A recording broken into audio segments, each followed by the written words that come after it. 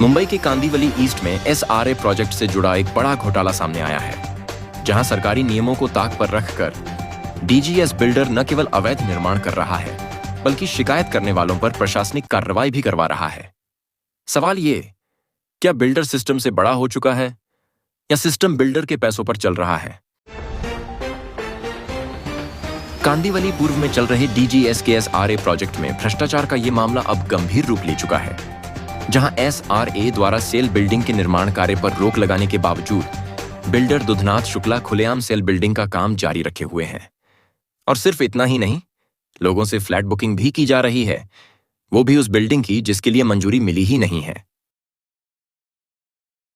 दुकान का सिर्फ नोटिस आया तो सिर्फ दुकान तोड़ो, तो उन्होंने आगे दुकान तोड़ दिया और पीछे का जो मेरे परिवार का रूम था वो भी तोड़ दिया उन्होंने। उन्हें कोशिश की, मेरे परिवार वाले रूम के अंदर बैठे थे तो उन्होंने जो पोजीशन दिया था पुलिस वाले आके उनको खींच के निकाले बाहर। उनके तरफ से थे हम लोग, हमारे तो कुछ सुनने नहीं थे। हमको ये अपील किया था, अपील का कॉपी भी दिखाया तो भी उन लोग कुछ ही नहीं किए, सब उनके जैसे काम करने लगे।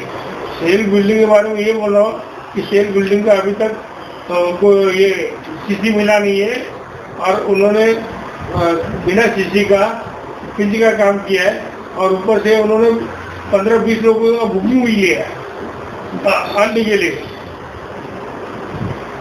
तो आप है ना प्रशासन से किस तरीके की मदद चाहेंगे? प्रशासन से मैं तो ये चाहिए कि मेरा जो है ये रूम का मसला वो मेरा सुलझाए और मेरे को न्याय करे, मेरे परिवार का रूम का और मेरा रूम का।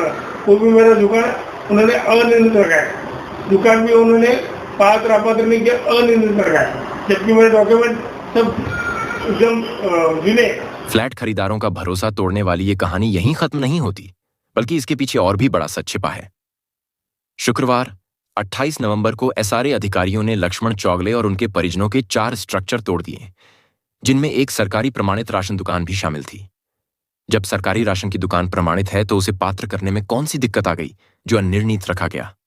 और तो और जब नोटिस सिर्फ एक दुकान को तोड़ने की दी गई थी, फिर बाकी 3 स्ट्रक्चर क्यों गिराए गए? क्या प्रशासन बिल्डर के दबाव में काम कर रहा है? स्थानीय लोगों का आरोप है कि चौगले परिवार पिछले कई महीनों से बिल्डर के भ्रष्टाचार के खिलाफ सरकारी विभागों में शिकायत कर रहा था और यही वजह है कि बदले की कार्रवाई के तहत उनका ढांचा गिराया गया।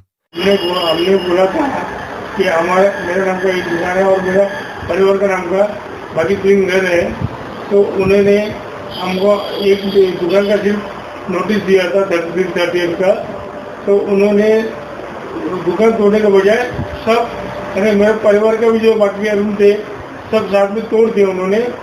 और हम पुलिस स्टेशन में बोले कंप्लेंट करने, तो उन लोग बोल रहे कि इसमें कंप्लेंट होगा नहीं है, तो इसलिए मैं अभी एसआरए में भी जाके वो बात करूँगा और वो अधिकारी भी हमको सपोर्ट नहीं कर रहे और यहाँ पर पुलिस वाले भी सपोर्ट नहीं कर रहे। मैं अभी क्या करूँ ये मैं समझ नहीं आ रहा है। और मैं मेरे साथ बिल्डर जो दुश्मन निकल रहा है, क्योंकि मेरे बाजू के सोसाइटी में मैं अध्यक्ष था जयमान जी का सोसाइटी का, तो उन्होंने मेरे से फ्रॉड करके मेरा नाम हटा दिया, मेरा सोसाइटी नाम हटा दिया। तो और ये तो मैंने उनके ऊपर वहाँ पर उन्होंने अवैध खनन किया था और अवैध खनन करके वहाँ पर एक बावड़ी था वो बुझाया था, तो उसका मैं कंप्लेंट डाला था कि अपना 8 दक्षिण में विभाग में और एसआरए में भी।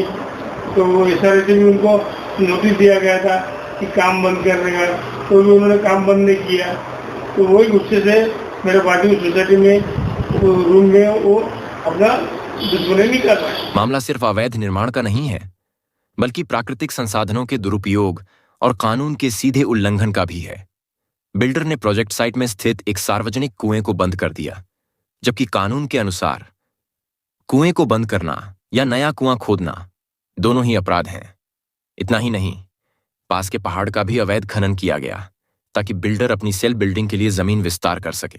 सबसे बड़ा सवाल यह है, जब निर्माण कार्य पर रोक थी तब भी बिल्डर कैसे लोगों से फ्लैट बुकिंग कर रहा है?